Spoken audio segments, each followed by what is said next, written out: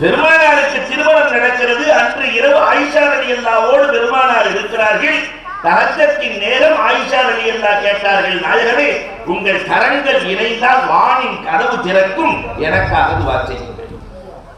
பெருமானார் ஸல்லல்லாஹு அலைஹி வஸல்லம் ஆயிஷாவுக்கு துஆ செய்றாங்க. அல்லாஹும்ம ஆஃபிலி ஆயிஷா மா தகத்தமத் வ மா தஅக்கரத் வ மா அலனத் வ மா அஸரத். ஆயிஷாவின் முன் செய்த பின் செய்த ரகசியமாக பரகசியமாக எல்லா பாவங்களையும் ரப்பே மன்னிச்சிடுன்னு கேட்கிறாங்க. ஆயிஷா ரலியல்லாஹு குதிக்கிறாங்க.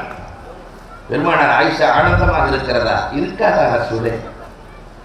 நீங்கள் தஹஜ்ஜத் நேரத்தில் எனக்காக கேட்டிருக்கிறீர்கள்.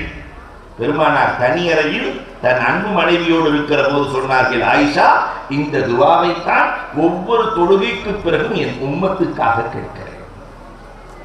தனியறையில் இருக்கிற போது கூட தாஹா நபி உம்மத்தை மறக்கவே இல்லை. ஆனா இந்த சமூகம் இந்த உம்மத்தை குறித்து நினைக்கவே இல்லை.